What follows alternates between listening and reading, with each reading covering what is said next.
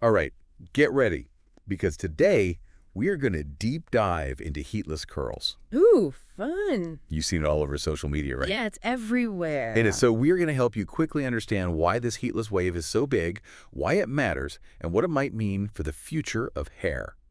Big questions. Huge questions, and we have a lot of great sources for this deep dive. So we have some personal experiences from the Every Girl, we've got expert advice from Robe Curls, and then we even have industry analysis from Vogue and Business of Fashion. Really interesting to see what all of those different perspectives bring to this Yeah, conversation. it's like a 360 view. Yeah, So jumping in, I think what's so interesting about this trend is that it really seems to go beyond just like wanting to have bouncy hair. totally. It seems like a bigger shift in how people are thinking about their hair and prioritizing hair health. Yeah, I think that's right. I mean, for a while there, it was all about like perfectly straight hair or like super bouncy curls kind of no matter what. Yeah. But now it seems like people are really looking for gentler alternatives and wanting to take better care of their hair. I think you're right, and I think that's such a good point. Like, for so long, it was almost like heat damage was just part of the process. Like, you just had to accept it. Yeah, like it's just the price you paid for beauty or whatever. Yeah, beauty is pain. Right, exactly. And now it's kind of shifting where it's like, wait a minute, why do we have to damage our hair? Totally. So, okay, let's unpack this. So, I'm sure, like me, you've seen those viral TikToks of people doing sock curls or ribbon curls. Oh, yeah, definitely. They're everywhere. They are. So, why are heatless curls suddenly everywhere? What's going on? I think it's a few things happening at once, right? So, Mm-hmm. like we were saying, people are definitely becoming way more aware of the damage that heat styling can cause. Yeah. And that's leading them to, search out healthier options. And I think heatless methods are often just more convenient, Yeah. right? Like, who wants to spend an hour curling their hair when you can just like put it in a braid before bed? And then the other thing is that it's way more affordable. Yeah. You don't need to buy any expensive gadgets or anything like that. Yeah, and the thing that's so cool about it is that it really feels like people are experimenting. Oh, yeah, for sure. Like, in that Every Girl article that I was sharing with you, Mm. they test out 5 different heatless curling methods. Wow, 5. That's commitment. Right. Yeah. And they found that for them, sock curls were like the winner. Ooh. They said they were easy to sleep in. That's key. Right. You don't want to be uncomfortable all night. But then flexi rods, ouch. Ooh. I can imagine. Yeah, those don't look super comfy. No, not at all. And like, this is what's so important to remember from experiences like the Every Girl, is that like heatless curling isn't one size fits all. For sure. You have to find what works for your hair. Yeah, it's about finding the right method for your hair type, the style you're going for. Mm-hmm. But before we go too far down that road, I think it's worth taking a step back and talking about why heat can be so damaging to your hair in the first place. Yeah, because I think we can all relate to that feeling of like fried hair after using a straightener too much. Oh, tell me about it. I used to straighten my hair religiously in high school, and it was not a good look. Oh no. Yeah. So what is it about heat that is so bad for our hair? So basically, imagine your hair like a rope, right? When it's healthy, it's strong and smooth. Mm-hmm. But when you apply intense heat to it over and over again, it's like you're fraying those fibers. Okay. And so it becomes weak and prone to breakage. Oh no. Yeah, and then on top of that, heat also strips away moisture from your hair Right. and those natural oils that give hair its shine, Right. which can be especially bad for people with color-treated hair. Oh wow, that makes so much sense. Yeah, so it's like a double whammy. That rope analogy is really helpful Glad it helps. because it makes you realize that like maybe those perfectly straight locks or whatever it is you're going for with the heat, Yeah. maybe it's not worth it. Maybe. I know for me, I've definitely noticed my hair feeling drier and more brittle after using hot tools. Yeah, I think a lot of people can relate to that.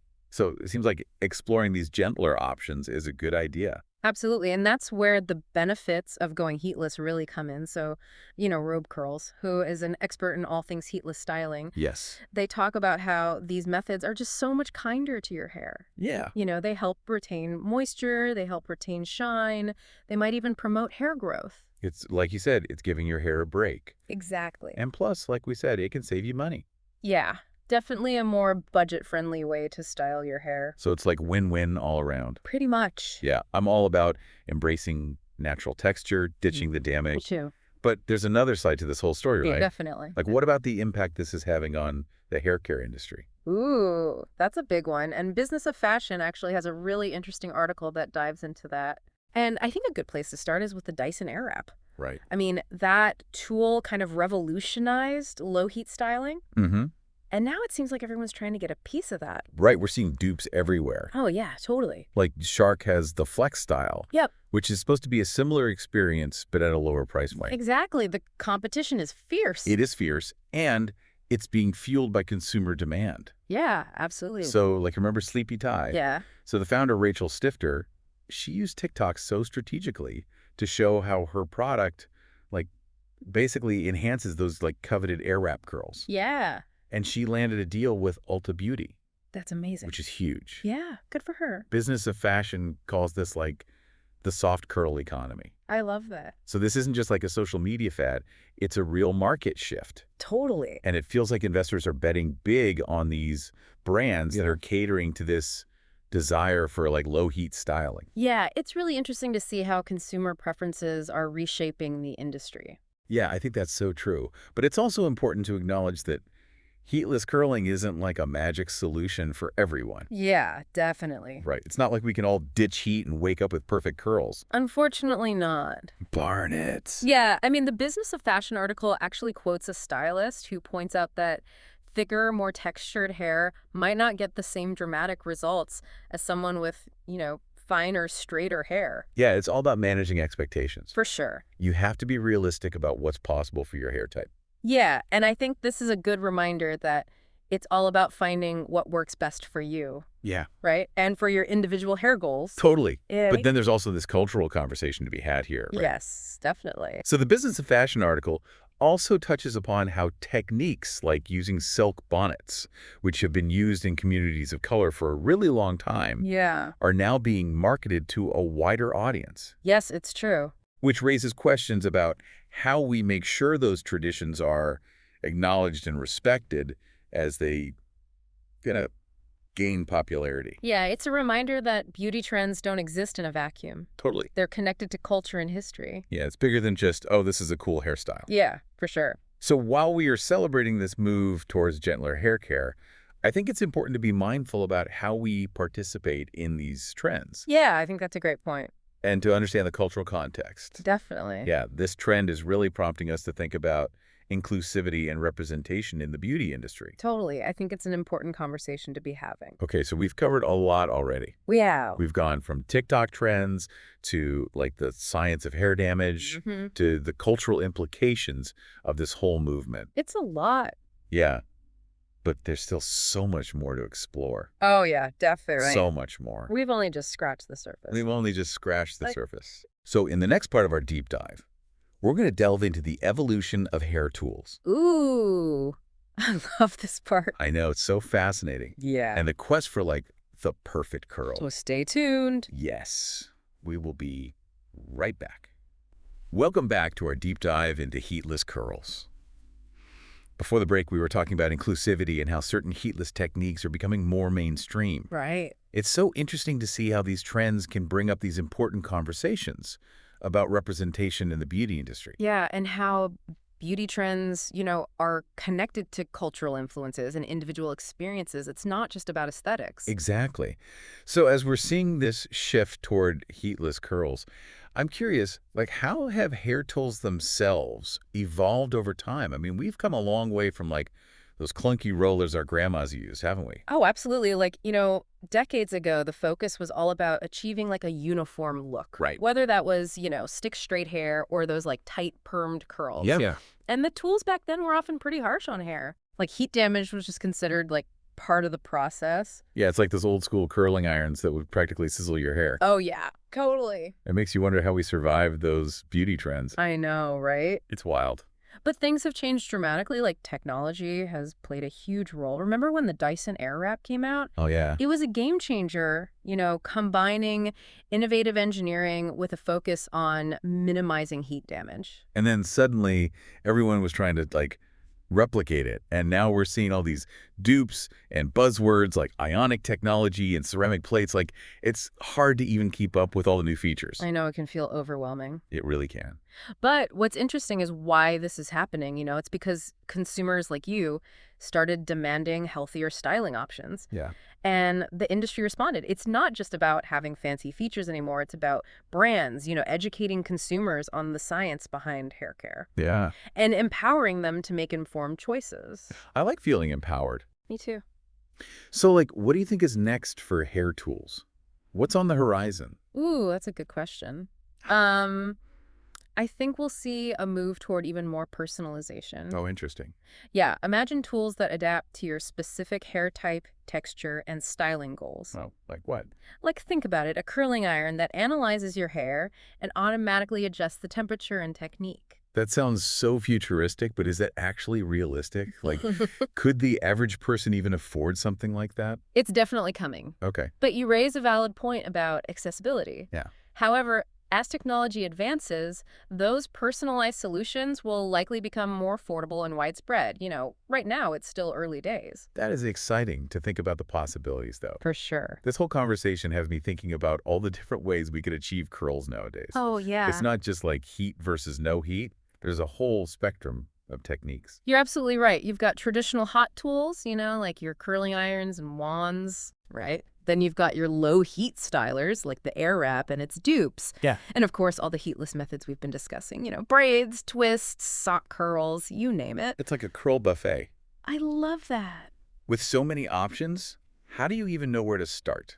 That's where experimentation comes in. Yeah. It's all about having fun, trying different things, and figuring out what works best for your hair type, your lifestyle, and the look you're going for. What works for one person might not work for another. So there's no one right way to curl your hair. Exactly. Okay. And that's what makes this whole journey so fun. It's about expressing your individual style and finding what makes you feel your best. Speaking of feeling your best, what comes to mind when you think of the perfect curl? That's a good question. I guess for me, it's about having bouncy, defined curls that look effortless. Yeah. Not too done. But I know other people prefer a looser, beachy wave. You hit the nail on the head. There's no single definition of the perfect curl because it's entirely subjective. It's about what makes you feel confident and beautiful. Yeah. And that's what makes exploring all these different curling methods so exciting. You get to discover what works best for you and create a style that truly reflects your personality. I love that. Okay. Okay, but I have to ask, this whole heatless curl phenomenon, like, is it here to stay or is it just a passing trend? What are your thoughts? I believe this shift toward gentler hair care is here to stay. Okay. People are more aware of the damage excessive heat can cause, and they're actively seeking alternatives. But it's not about avoiding heat altogether, it's about finding a balance. So incorporating heatless techniques into your routine, even if you still use heat styling occasionally. Exactly. Kind of like anything in life, moderation is key. Exactly. I think we'll see more and more people embracing that approach, listening to their hair, and finding what works best for them. This has been such a fascinating conversation. We've explored the science of heat damage, the evolution of hair tools, and what the perfect curl even means. But before we wrap up our deep dive, we need to address a few things. Right. There are still some common misconceptions about heatless curling that we need to debunk. Okay? And we should definitely share some expert tips to help you achieve those coveted curls. Yes. And we can't forget about the sustainability aspect of this whole movement. Oh, Ditching those energy-guzzling hot tools has to be good for the environment. absolutely. We'll delve into all of that in the final part of our deep dive, so stay tuned. Okay, we're back for the final part of our heatless curls deep dive, and we've talked about so much already, the whys, the hows, the cultural impact. But before we wrap things up, I feel like we should tackle some of those common misconceptions around heatless curling. Yeah, I think there are a few myths that we need to bust. Let's bust them. One of the biggest ones is that heatless curls are only for people with long, straight hair. I've definitely heard that one too. Yeah, it's like if I already have short hair or curly hair, why even bother? Exactly. And it's just not true. Really? Yeah, heatless methods can actually work for a variety of hair types and lengths. Oh, It's all about finding the right technique and tools. So, for example, if you have shorter hair, you could try using smaller sections and tighter twists or braids, okay. and that can give you more defined curls. So it's all about adapting the method to your own hair goals. Exactly. Okay, that makes sense. And then another misconception I feel like I hear a lot is that heatless curls always take hours to set. Right. Yeah. Like you have to sleep in them or something. Yeah, I mean, some methods do involve overnight styling, that's true. Yeah. But there are also plenty of quick and easy techniques that can create beautiful curls in minutes. Really, in minutes. What are Yeah. some of those? Think about those like viral TikTok videos Oh, yeah. where people are using headbands or even socks Right? to create curls in like under 10 minutes. It's all about getting creative Okay. and finding what works for you. No more excuses about not having time to style your hair. Exactly. I love It it. can be super convenient. Okay, so we've debunked some myths, so now let's get practical. Mm-hmm. What are your top tips for actually achieving those amazing heatless curls? All right, so here are a few key things to keep in mind. First, start with damp, not soaking wet, hair. Okay. Excess moisture can actually make it harder for the curls to set properly. I've been guilty of that, trying to curl my hair when it's all dripping wet. I think we've all been there. Yeah, okay. Second, use a lightweight styling product. This will help to enhance the curl definition and hold. Do you really need to use product? I feel like I skip that step sometimes. It can make a big difference. Okay. Third, section your hair carefully. This ensures that each strand is evenly wrapped and curled. Okay. And then finally, be patient. Oh, there it is. It takes time for those curls to form, Okay. so don't unravel them too early. So it really is like baking a cake. You can't rush the process. Exactly. And don't be afraid to experiment and have fun. Yeah. Try different techniques, play with products, Yeah. see what your hair likes best. I love that. It's all about the journey. Okay, but speaking of enjoying the process, what about the sustainability aspect of heatless curling? Isn't ditching those energy-guzzling hot tools good for the environment? Absolutely. Sustainability is a big part of this trend. Okay. So choosing heatless methods reduces your reliance on electricity, Okay. which obviously minimizes your carbon footprint. Yep. Plus, a lot of heatless curling tools like fabric headbands or silk scarves, those are reusable and often made from eco-friendly materials. So it's a win-win for your hair and the planet. Exactly. I love a good win-win. Me too. And it goes beyond just the tools themselves, by embracing your natural texture and minimizing heat styling, you're also reducing the need for harsh chemicals and treatments, Right. which further lessens your environmental impact. Wow, I hadn't even thought about that. Yeah, it's all connected. This whole deep dive has been so eye-opening. We've learned about the benefits of heatless curling for our hair, our wallets, and even the planet. It's pretty amazing, right? It is. It's a reminder that we can achieve amazing styles while also prioritizing our hair health and environmental consciousness. So true. Well, as we wrap up, here's a final thought for you. What if this trend toward heatless curling signals a larger shift? A shift toward embracing our natural beauty, redefining what perfect even means, and making more conscious choices about our impact on the world. Ooh, I love that. That's a great question to ponder. I encourage everyone listening to think about how you can incorporate these insights into your own hair care routine. Yes. Whether you're a heatless curl enthusiast or just starting to experiment, remember it's about finding what works best for you, your hair, and the world around you. That's a great note to end on. Thanks for joining us on this deep dive into heatless curls. Until next time, keep exploring, keep experimenting, and keep embracing those gorgeous natural curls.